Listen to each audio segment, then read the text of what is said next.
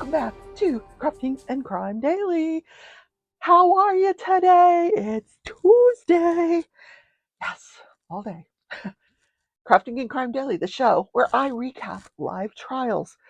Currently, the trials going on that I'm following are the Maya Kowalski trial against Johns Hopkins Children's Hospital. The plaintiff has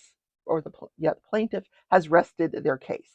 Maya, her father Jack, her brother Kyle, their case is in the books. Now the defense is putting on their case, and they, unlike criminal court, it's going to be a big deal. They're going to put on doctors and experts and people to say, contrary to everything that the plaintiff said, is not true.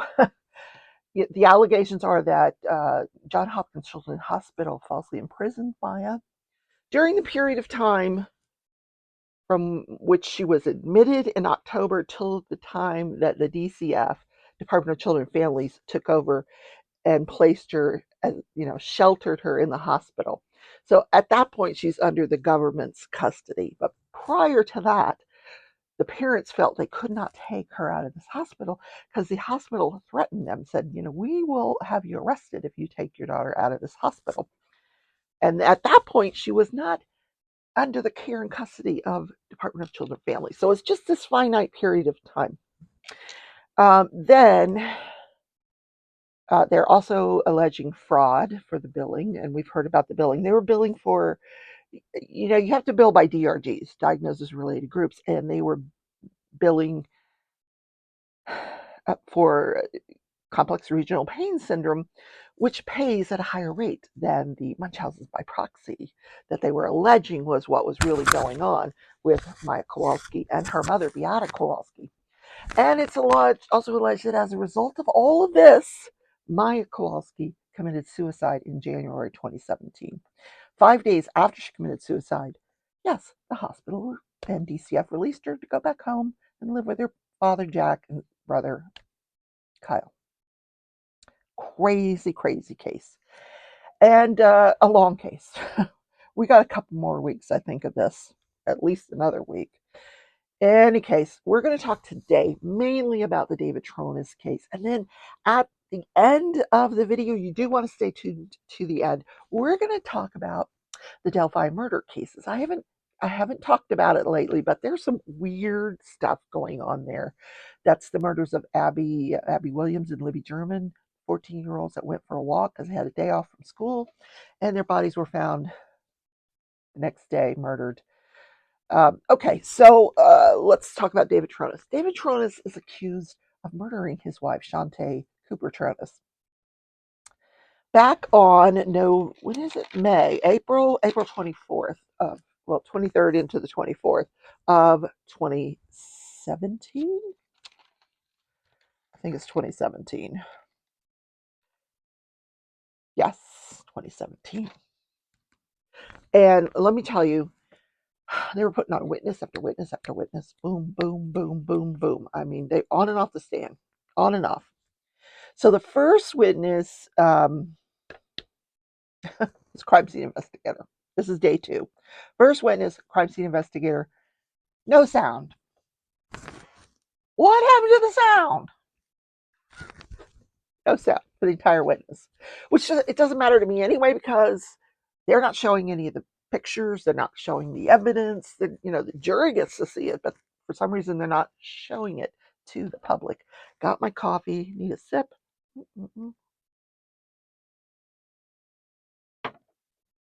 Slowpoke is here. He's here. My 3D printed turtle. Is this not amazing? That color change from blue. Okay, I'm really okay. Back to the subject matter. Okay, so I don't know what she was saying, but then the next witness, he was a co-worker at a place called Tritech. She was a co-worker, and she was a friend of and a co-worker of Shantae Cooper Tronnes.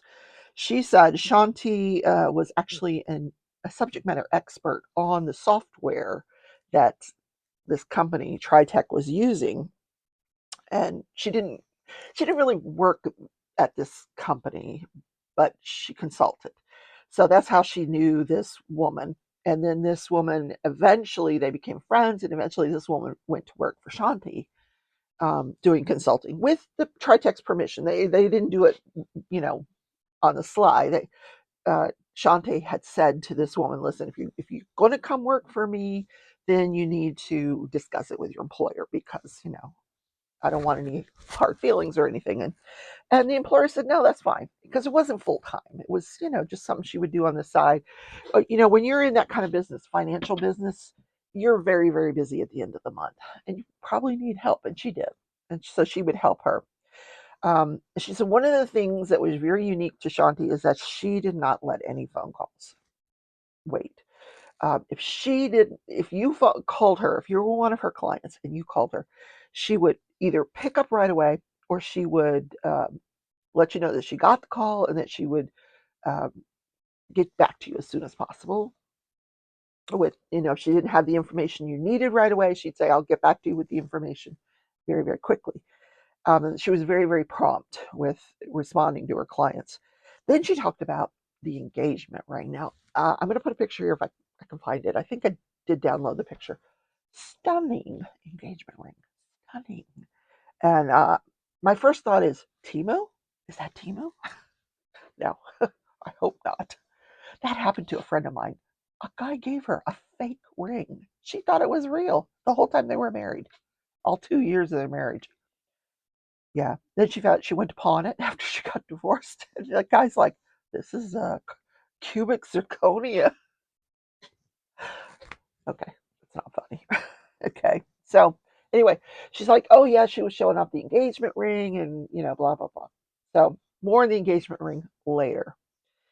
So then and that was it, on and off the stand. Then the next person on stand was a neighbor who lives directly behind the home that David Tronnes purchased for $600,000 cash. She lives in this same neighborhood.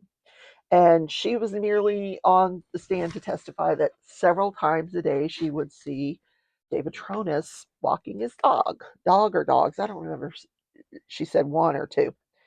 Um, but he was always by himself. Shantae did not accompany him.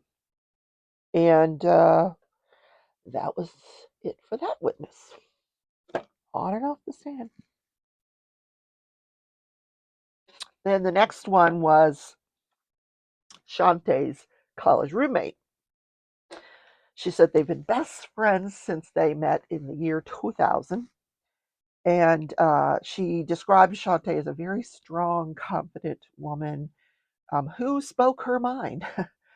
She absolutely loved the ring. And this woman was kind of critical of David. She said that they had little spats, but they would work things out. She didn't see anything majorly wrong with the relationship. She was disappointed, however, that Shanti dies on a Tuesday. Her best friend is not told by David that she had passed away until Saturday. And then when she's told, "Oh, I found her deceased," and we called everybody, and never did he tell her that Shantae was murdered. She found out some other way. And then she said, "Were you aware of," this was the question asked of her, "were you aware of her snoring issues?" And I'm thinking, snoring issues? Is that why she's dead? Because she snored? Um, my hair is like really weird today. Got this hat on, ponytail. Whew, it's a little hot in the house here. Anyway, um, okay, where was I? Yeah, so her best friend says, yeah, she used CPAP. Now, I use CPAP. A lot of us use CPAP. It's not attractive. It's not. It doesn't say, I want sex in any way, shape, or form. Like, nope. It's not sexy. It's not sexy at all. And she said that David did not like the fact that she had to use the CPAP, that it did bother him. Now, I'm sure it was explained to him that if she doesn't use a CPAP, she might die. That, you don't want to be around somebody who's, not using their CPAP. So, but would that be a motivation for murder? She used CPAP and you didn't like it? I don't think so. But it could be an explanation of why he was living in the garage and she was living in the what they're calling mother-in-law quarters of this house. Apparently, it's a separate apartment that's behind the home. It's one bedroom. It has a kitchen, has a bathroom. This is where Shanti was living with her son Jackson. And to my mind, he would be at least 8 years old now. He could be a little older, but he's at least 8 years old. I haven't figured out an exact date of birth, but anyway, at the time they met, I saw a picture of the three of them, and he was a toddler. So, and his father was a prior husband that Shanti had. So then the next witness, so interesting. Now, I don't know if you guys have ever watched Zombie House Flippers. I'm going to see what kind of pictures and stuff I can put up here to kind of remind you of what this show is about. If you haven't watched it, take a look. It's a very, very interesting show. It's four people. They're all different specialties. One's a designer, one's a house flipper, one's a contractor, that kind of thing. And they go in, they pick the worst houses in the Orlando neighborhoods and they revamp them. And they usually purchase them, remodel them, and then they are sold. But in this case, it was going to be a third party transaction. Now, this witness, his name was Keith Ory, and he was one of the four stars of Zombie House Flippers. So he's there. I'm like, ooh, a star. I did recognize him because I've seen the show, and I thought it was a really interesting show. I love house flipping shows because we all think we can do it. Yeah. So the reason he got involved with David Tronnes, he says he got a cold call from David Tronnes saying, listen, I bought this house for $600,000 cash, but it's a disaster. We're in over our heads. The house is stripped. Can you come take a look and see if you can help us out? So he did. And he said that initially, when he saw the house, he thought that the length of time that was needed, he said this house was like nothing he had ever seen before.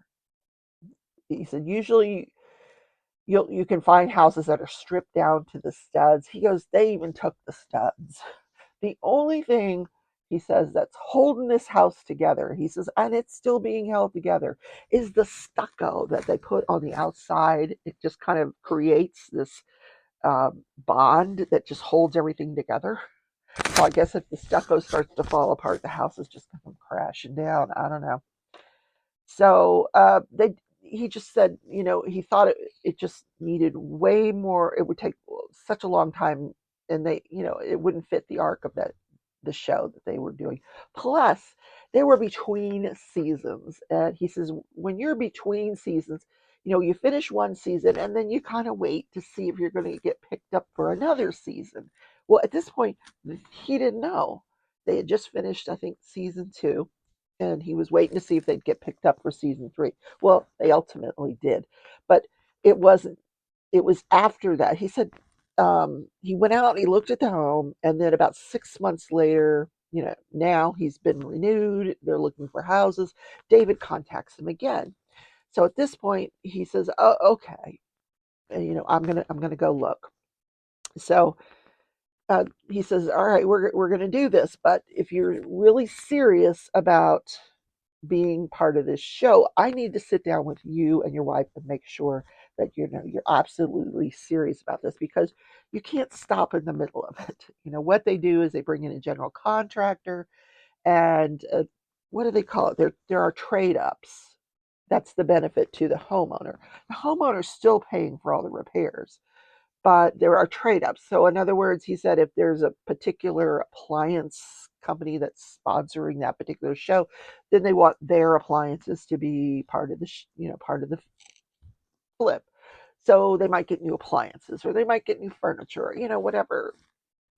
He said it's never more than 20, 30 grand worth of things. So, but he wanted to meet with uh, David and Shanti together. So he described this house as basically it's a shoebox. There's nothing inside. Somebody took the shoes out, and there's nothing inside of it. It's just a shoebox. It's a 1920s house, Victorian home, and he said the framing that was inside was all destroyed. And the attorney asked him, "Do you think it was pests that destroyed it?" He goes, "No, the stucco would keep out the pest, but uh, it was all destroyed by water damage," which that surprised me. So the framing was just gone. so So before they started on the show, before the contract was signed for the show and any of that, David had hired this same guy to start working on the house, to get the contractors, get structural engineers out there, and figure out what it is they needed to do and get it done. Um, he said the structural engineer was very concerned about the safety of anybody. Like they went in the house and then they left. They like, we'll talk outside, because they felt like this house is kind of dangerous. It was, he said, it was a very, very unique opportunity that we had to rebuild this house. And we felt like we could redo this house from the inside out structurally. And it's just an opportunity that we'd never had before. And we thought it would be really interesting. Um, so he started working on the house, and David was paying him a monthly fee. He brought in a contractor, he brought in the engineer, starts working on the house. But then this is in March of 2017. So he this is when he says to David, we've been renewed, the show's been renewed, we're going to put it on the show. So I'm going to stop working on the house for a couple of months. We need to stop, because the first part of the show, if you've seen these shows, is they always have the first episode is demo day. Demo day. Well, this house had already been demoed, so that's why they said, stop. Production needs to stop for a couple months so they could figure out how they were going to do the show. And he wanted to lock down and make sure that this wife, that Shantae, was on board with all this. So um, I, I, it didn't. Nobody said this outright, but I sensed there was a discourse between David and this guy. He said he's not a contractor. He's just somebody that he comes in. He'll probably either he buys a house or he doesn't. But he's part of the show. He comes in. He hires the contractor. He hires the workers. You know, that's what he does. But it seemed to me that this guy felt like he should still get paid during those 2 months of downtime before the production of the show actually started. And so the attorney's like, "Well, what is he paying for? You've halted, you're not doing anything on the house." He goes, "Well, we're not on site, but we're in the background. We're making plans." And I'm thinking, I don't know about that. They never talked about amount that David was paying him each month. So it looks like there might have been an issue with whether David should be continuing to pay this guy waiting on production. And this is in March of 2017. And then we know that she is murdered in April of 2017. But anyway, this guy finally, he goes out to meet with David and Shanti. David's there, and he's like, "I need to meet with both of you, not just David. I need Shanti as well." So he goes outside and he hollers up at the apartment for Shanti to come down. Shanti comes down. She's got, headphones on, and she's working, working from home. And he says he had met her a dozen or so times and that she really was into this. She wanted them to do the zombie house flipping. Zombie, it's called Zombie House Flip, because I thought it was flippers or flipping, or it's Zombie House Flips, I think. Um, in any case, when she came down that day, she again reiterated that she was fine, fine, whatever, whatever. He said she kind of seemed a little preoccupied and went back to work, and that was the end of the meeting. So that was it. That was it. Um, the next witness on the stand was a forensic accountant. I thought this was interesting. Now, if I'm ever murdered, I guarantee you, you don't need a forensic accountant to look into my finances. You really don't. You just need a little calculator. But anyway, between David and Shanti, they had 23 bank accounts. 23 bank accounts. What the hell? Um, David had several accounts by himself, 5 or 6 by himself, and the balance as of uh, March, right before the murders, was $136,000 of all those accounts that were just on with his name. Then there were several accounts that had David and Carol's name on it. Now, Carol, we learn, is David's ex-wife, and the balances there were $5,569. Then there were accounts that Shanti had by herself, and as I'm waiting for the clock to stop, that Shanti had by herself, and that she was waiting for. There were several accounts that Shanti had by herself and on behalf of her business. She was a business person. So the balance on those accounts as of March of that year of that the murder occurred, right before the murder, $365,000. And the accounts that David and Shanti had together, their joint bank accounts, the balance was 480,000. So $846,000 stood to become David's alone upon um, Shanti's death. And the forensic accountant actually said that in April following the murder, you see money start going from account to account. Yeah, interesting. So then the next witness is a financial advisor, also someone you don't need in the case of my death, because I don't have one. Um, in 2014, the beneficiary of Shanti's $350,000 life insurance policy was a person by the name of Jackson Cooper. That was her son. Her son. Prior to that, it had been her ex-husband. But then in 2014, when she gets a divorce, she makes the beneficiary her son Jackson. In 2017, she comes in, she changes the beneficiary to David Tronnes. So upon her death, he gets 350,000 from there. Then she had a whole bunch of investment accounts. She changed the beneficiary to David Tronnes. Um, but we don't know. They didn't tell us what their balance was in the investment accounts. I guess that varies depending on what your investments are. But he does mention that David, this came out on cross examination, that after, not initially, when, initially in 2017, she came in to change the beneficiary on her policy to him. And then probably he said within a few weeks, David came in, took out a $1.5 million policy on himself, um, with Shanti as the beneficiary. So the next witness was the medical examiner investigator. And he just said that, his role is they notify him of the death.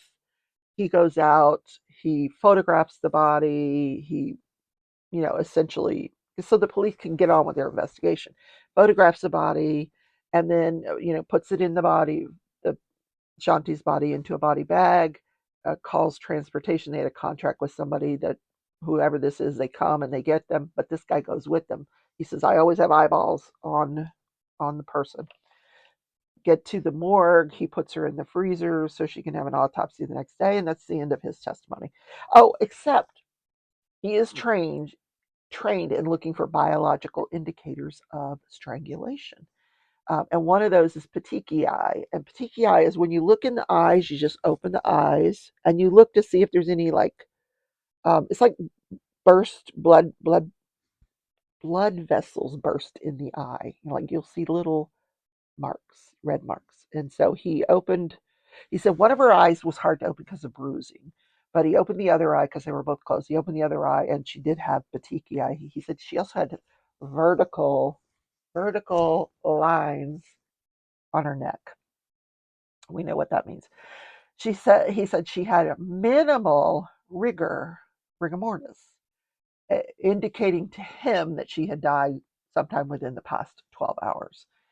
Now, I think the plaintiff or the prosecution is trying to paint the picture that she died sometime the evening of April 23rd, and then we know that it's not till the morning or the afternoon or evening of the 24th. Yeah, because David does a bunch of stuff on the 24th. He said he last saw her at 9 a.m. by the pool. He walks the dogs, cleans the pool, goes to the dog park. Yeah, it's late afternoon when he finds her in the shower. So I guess that would fit. The minimal rigor would fit that timeline. Anyway, then we have an Orlando Police Department homicide detective who took the stand. She actually, at the time this murder occurred, was training to become a homicide detective. She was in some other division as a detective, but because she was in training, she asked if she could go along, you know, with this investigation. So she was kind of following someone else around, but she was listening in on the interrogation, which I'm going to listen to today because that's fascinating. That I'm not covering that today, but one of the questions she was asked was, "Did the defendant David Tronnes appear to be crying?" She goes, "Yes, he appeared," and I'm using appeared in just the way it sounds. He appeared to be crying. She didn't see any tears, so she didn't think he really was crying. But the appearance was that he was crying. She also took part in a search warrant that was issued on David Tronnes' mom's house. So once this murder scene is cleared, he doesn't go back to the house. He packs his bag, goes to stay at his mom's house, still in Orlando. So they get a search warrant of mom's house. She finds the suitcase. She goes through the suitcase, and there's the engagement ring. Da, da, da, da. He's got it. So the defense attorney asks her, "Well, have you ever seen people that like to put rings on chains and wear them around their neck for sentimental reasons?" And she said, "Well, yeah, I've seen that, but not, it's usually the person that owns the ring. It's not somebody else." So they're just trying to put thoughts into the juror's mind. Like, why would he have her engagement ring? Like, did he find her in the bathtub and then go, "Hey, give me that ring before I take you out of the bathtub and put you on the floor and call 911? What? Okay. At some point, he did it before the cops got there, for sure, because nobody touched that body after the cops got there. So then we had a fingerprint analysis person come on. They're useless. And she identified prints from Shanti and identified prints from David. But she said, I didn't identify any other prints. Like, no, there wasn't any prints that were unidentifiable.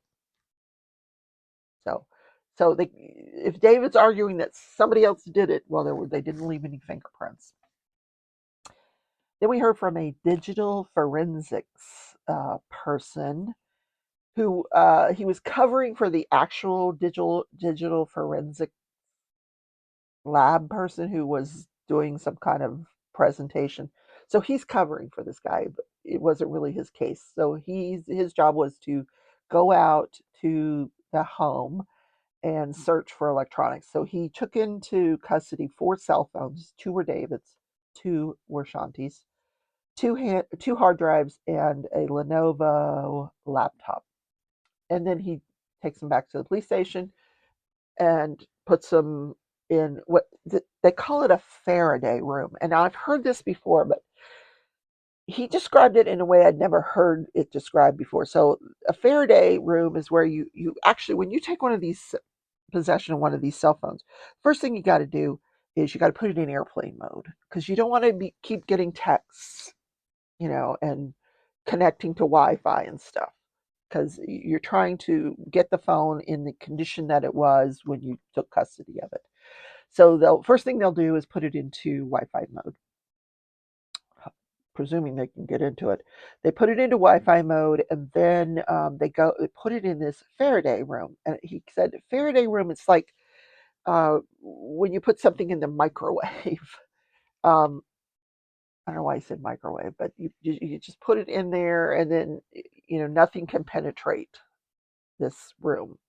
It's you if your phone is in this Faraday room, it's not going to connect to Wi-Fi. It's not going to connect to the internet. It's just going to remain where it is, even in airplane mode. Um, I mean, he said if I had just let if those things sitting on a desk somewhere, they might have connected to Wi-Fi and things could have been sent to like Facebook or Instagram or something like that. So they put it in what they call a Faraday room. So he calls the actual digital forensics guy that's going to be doing the Cellbrite analysis, and he says there everything's in the Faraday room. Go for it. So that was the end of his testimony. So then the next guy gets on, and he is the actual guy that does the cell phone analysis, and I will bring you that testimony tomorrow because it's lengthy. And it was the end of the day. Okay. So I do want to talk to you though really quick about the Delphi murder cases. I don't know if you guys remember. I did do a video on it. If I can find it, I'll put a link to it here. Abby Williams and Libby German went on a hike. They had a day off from school. They go on a hike at the Monon High Bridge. I think the sister drops them off there, or the father drops them off, and the sister was supposed to pick them up in a few hours, one or the other. But anyway, when it comes time to pick them up, they're not there. They're gone. So they look for them all night. They're found the next day, murdered.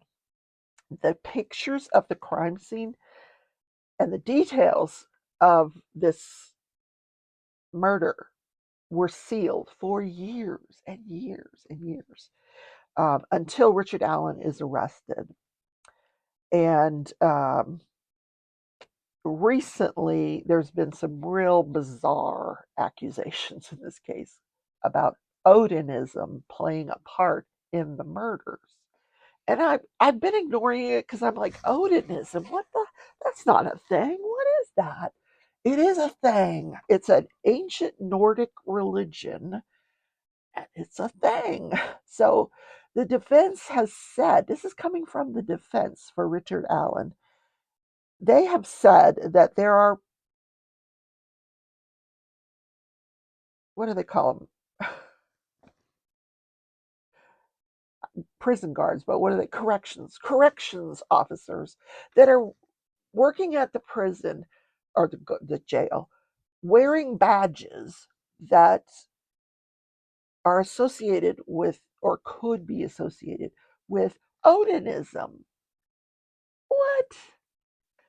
Now, here's why they're saying this, because when he was initially arrested,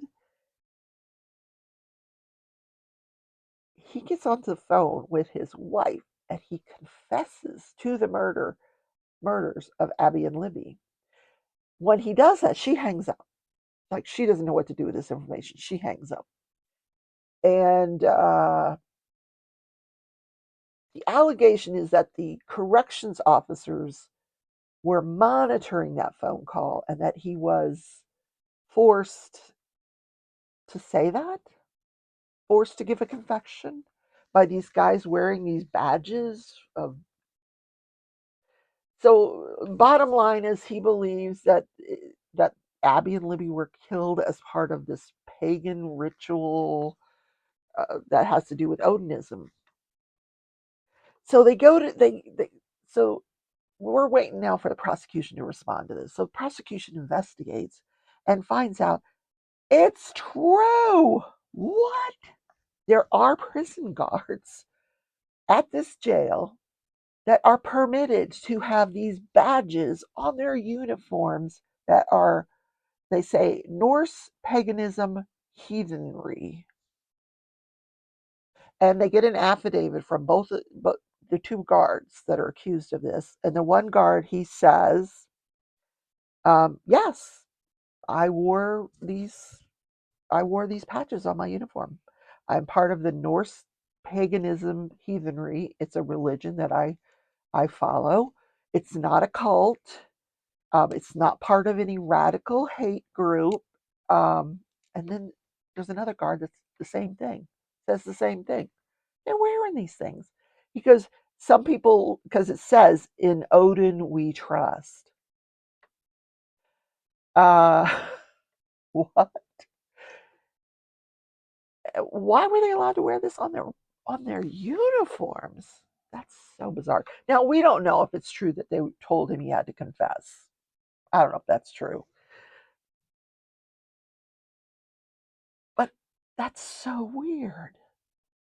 In any case, there's going to be a hearing on Thursday where some of this will be discussed. The other thing they're going to discuss in this hearing on Thursday is that someone on the defense leaked some of the crime scene photos that were sealed.